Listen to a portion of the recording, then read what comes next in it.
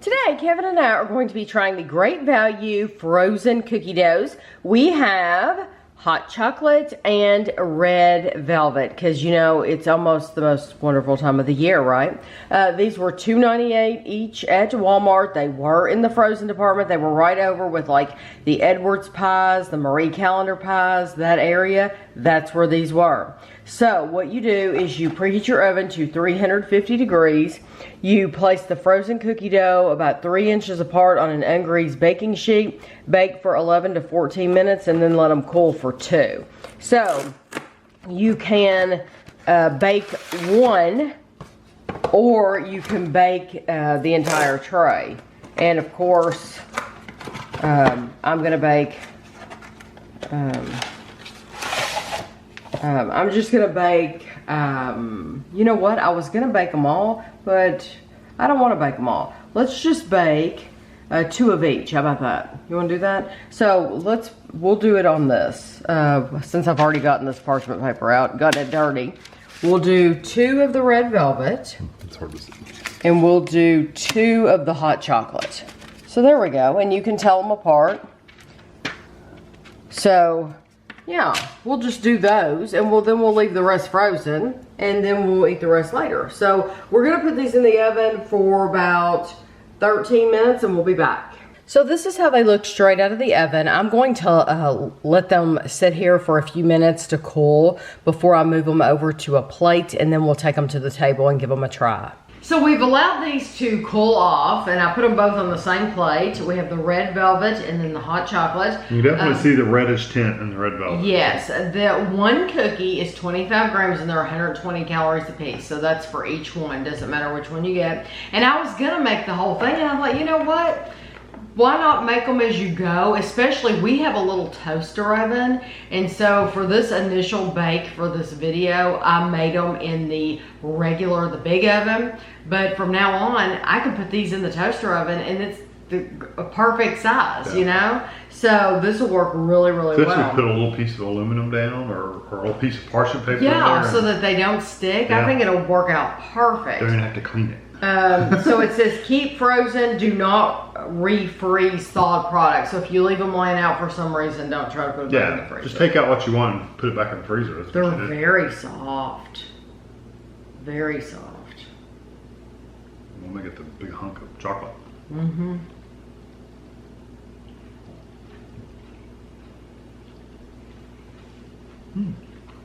They're soft, but they almost have a chew to them. Those are good. I like the texture.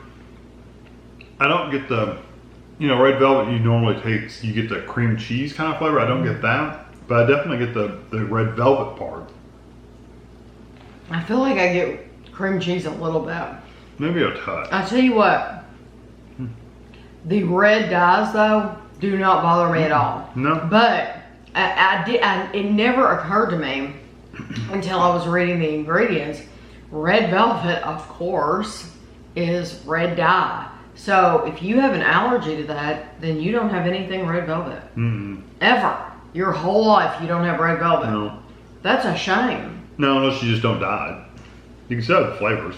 It's basically chocolate and cream cheese frosting. Yeah, and you just wouldn't use the dye. But anything that's pre-made from the store that says red velvet, you're not going to be able to have because it has that red. It says red number 40 in here. Red 40 and red 3 and yellow 6. That's what makes it up. The texture of these is unbelievable. I love it. It's so, you would want to eat the entire pan if you made them. So it's a good thing that you can make a couple of. They're very soft in the middle. The outside has that little bit of a chewy ring around them. Yes. I like but it. Do you think I wouldn't necessarily call them red velvet. I mean, no, they're more like a chocolate cookie, really. I made sure I got. But I want to see what the difference is between this chocolate exactly. and red velvet. The hot chocolate, I made sure I got us some pieces with marshmallow.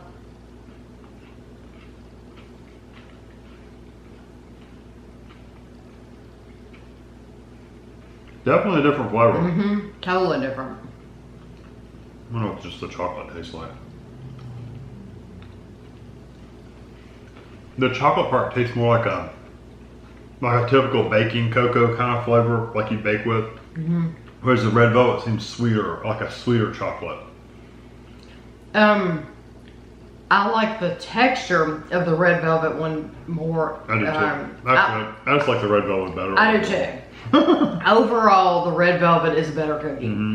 I feel sorry for you if you can't have red velvet, because it really is a better cookie. It's sweeter.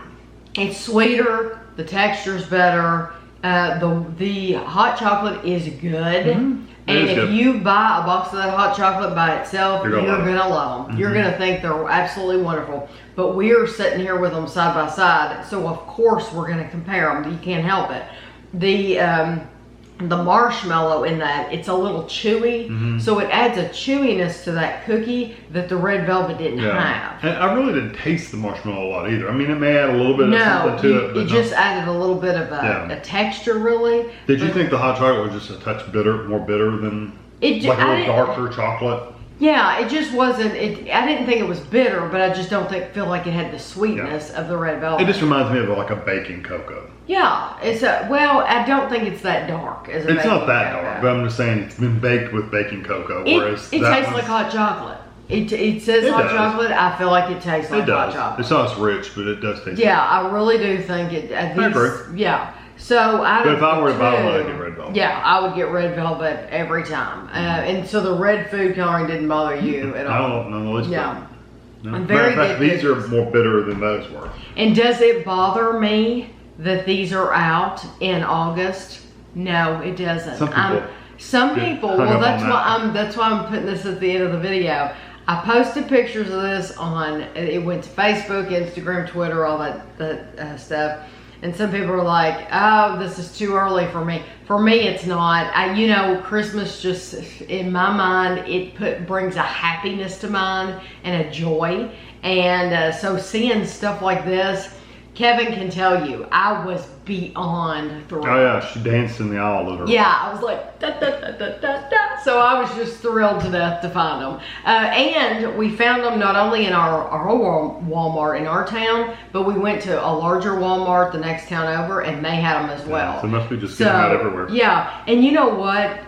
It might be a Christmas holiday themed box, but you can enjoy red velvet and hot chocolate any time of year. Oh yeah. So it's all about your mindset. You can still eat the cookie, even if you're not in the Christmas spirit yet, you can still enjoy the cookies. Yeah, and let me wrap up. I love the format of these because they're frozen. Yeah. You can take one out, two out, five out, whatever, and then put the rest in the freezer. You don't have to. And there's no plastic. There was no plastic on the inside. No, it's just there. You don't have to fool with anything. You don't have to reseal them. You just take out what you want, put the rest back in the freezer, and you're done. So I like that part of it. Very easy. Yeah. Yeah. So I hope you enjoyed the video, and thanks for watching. Deck the halls with boughs of holly. Fa la la la la la la la la. 'Tis the season to be jolly. Fa la la la la la la.